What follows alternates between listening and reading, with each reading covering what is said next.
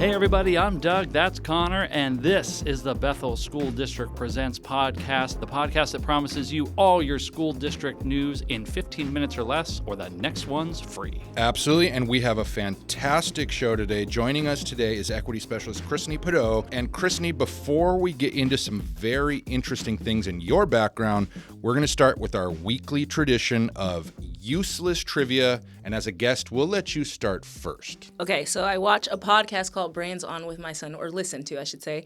And so I recently learned that flamingos can drink boiling water. What? And they need to because they live near hot springs. Also, sometimes there's waters that have soda ash in them, so their skin can withstand boiling temperatures and quite acidic water, stuff that we would not be able to withstand. And I was like, wow, pink's a little more resilient than you think, huh? Boiling water. Absolutely. I would not have thought that for a minute. Also, they can drink salt water and fresh water. Although they prefer fresh water, but it's because a gland in their eye that filters out the salt. They're survivors. Wacky animal. That's just shocking. Yeah. I don't even know what to do with that. At first, I thought scientists were running these tests on these poor flamingos, but I'm glad to know it's just because of the way they're living that we can discern this information with no additional testing required. All right, Doug. You're up. What's your useless trivia this week? Well, mine's also animal related. I don't know if it's as good, though, but I was at the Washington State History Museum and picked up this little nugget that rhinoceroses once roamed the prairies of Washington. Believe it or not.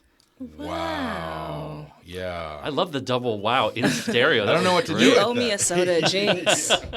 So scientists found a Blue Lake rhinoceros fossil in a basalt flow, and that's how they know that they used to roam in Washington State. I thought that was crazy. That is interesting. I would not have known that Fairly one either. useless. It is absolutely useless.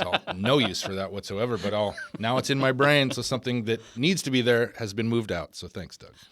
Well, do the same for us. Add a piece of useless trivia to our brains. It's your turn, Connor. Okay, and mine is as useless or maybe even more useless. So the Guinness World Record for the longest hiccup spree belongs to a guy named Charles Osborne, who hiccuped nonstop for 68 years, from 1922 all the way to 1990. Did he get help? Someone... No, he died. I mean... is there a medical explanation? They were just is it thing he did? That's a great question. He was in an accident which started the whole thing off. Okay. Interesting. And my source for this, other than Guinness, is the Smithsonian, which is my go-to source. That's always, I love having a source for the source. I think that's always fantastic. 68 years of hiccuping, that sounds horrible. I know. Poor guy. Yeah, poor guy. Gosh.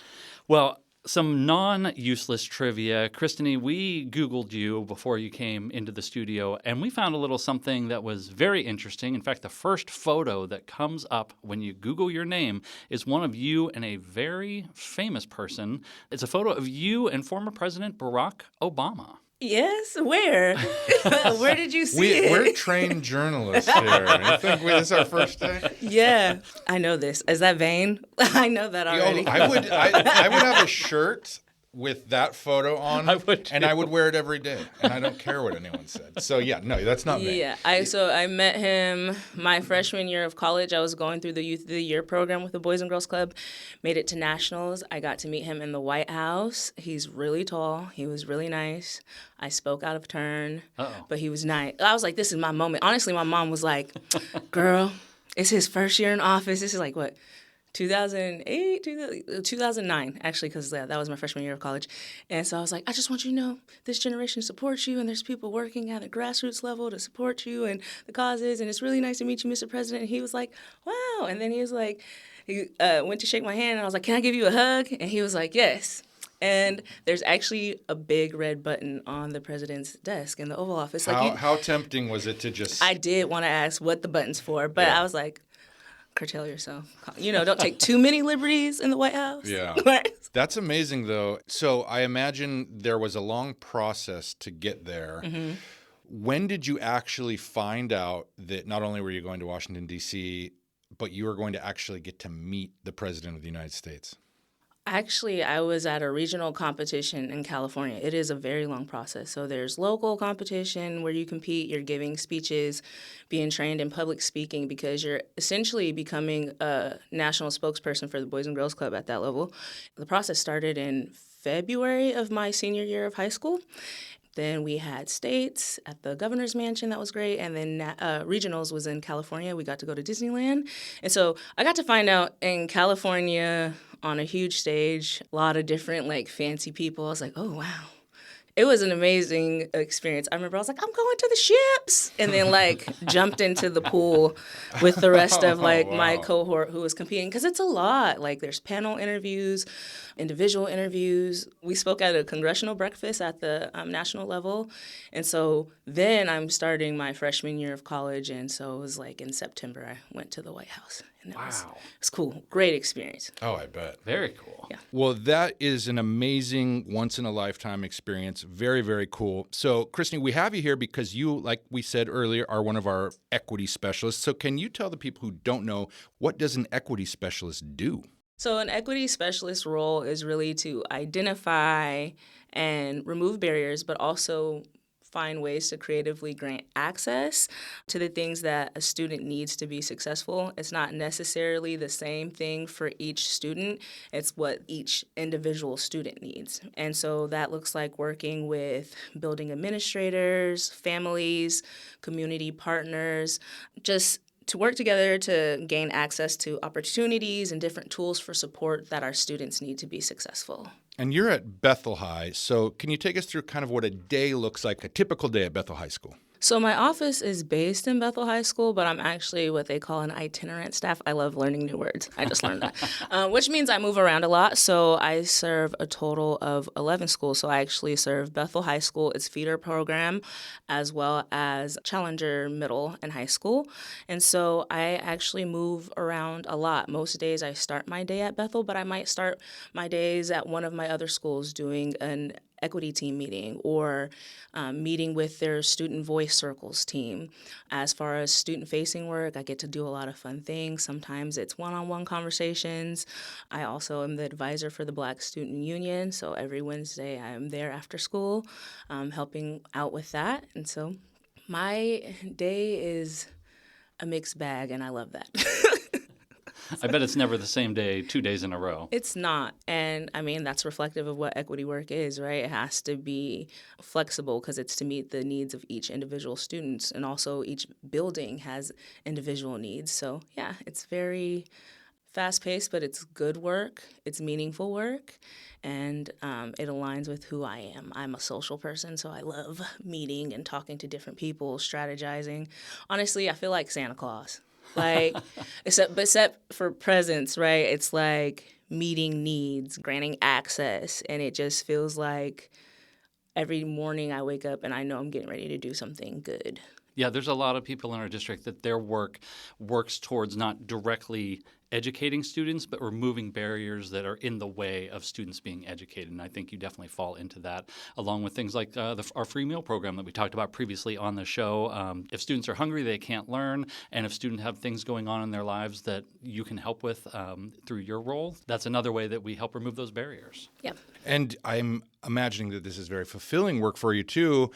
Could you tell us about some success stories you've seen with maybe students you've worked with who were struggling for one reason or another, and something you were able to talk to them about or help them with, really help them kind of get over the hump of what they were struggling with and succeed? A part of the work of being an equity specialist is getting student voice. Like, that's who we serve. So we have to hear and meet them where they're at. Cougar Mountain is amazing. Karina Pierce, Brittany Corpus, and their whole team over there, made up of different people from their secretary to different paras. We created student voice teams, right? And so we got student voice, and out of that, the students at Cougar Mountain said that they wanted to do art, and they also wanted to do a culinary program. One of the things that equity specialists have to do is like kind of identify those barriers and think about how to remove them. Well, in the Bethel School District, we know we don't have sidewalks here. We don't have access to a bus line like a school in a different district does. So that creates a barrier for our students having access to certain extracurricular activities.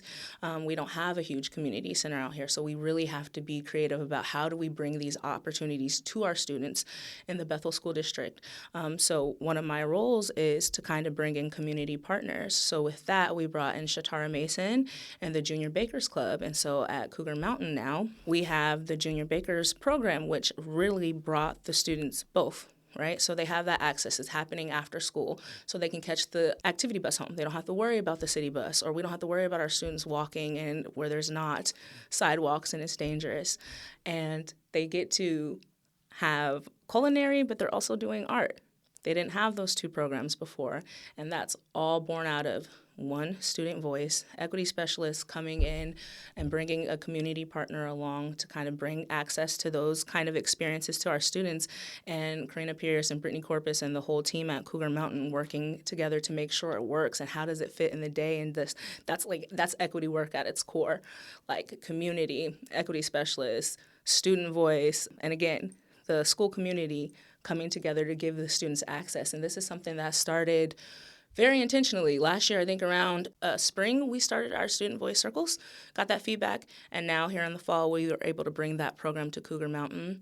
I think another cool success story is being able to take 10 students to Wazoo, so Washington State University out in Pullman, Washington, for 3 days and 2 nights for the Vibes Conference.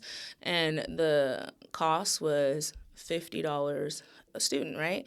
3 days and 2 nights anywhere for $50 sounds great, but that's a barrier. Like socioeconomic status is one of the barriers that our students face. And so to be able to find a community partner and empower Youth Futures, an organization serving teens and youth in the Pierce County area, to cover the cost for 8 of our students to go. So we took a total of 10, and it was an amazing experience for some of our students. They were like, that's the first time I've even left Spanaway, or I've never been on a charter bus. I never saw myself on a college campus. I remember one of the students was like, so when's our next college visit? Just to see kids open up their mind and see more horizons and to see more so they can aspire to more.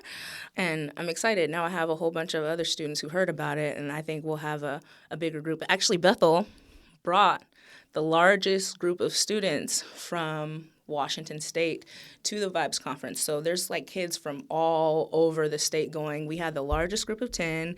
We had 4 of our students recognized. So those are 2 success stories I think of when I think about equity. And it's been my first year in the role, and I'm excited to do more, as I've learned the landscape, and just be more creative about removing barriers and granting access and working with community partners and working with school administration and staff to really make sure our students have exactly what they need. Well, Christine Pideaux, thank you so much for joining us. This has been a really fun conversation, and you've met former President Barack Obama. Who's the next famous person on your list that you want to shake hands and get a photo with? So it sounds so cliche, but if I'm honest, Beyonce.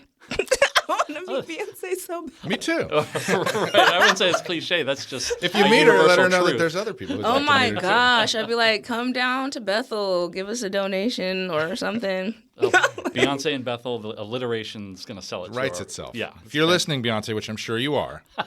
Come pour into our students. Yes, this is your formal invitation. Well, thank you again, Christine Pideaux, for coming and chatting with us today. Equity Specialist Extraordinaire for 11 of our schools. We will return next week with another great show.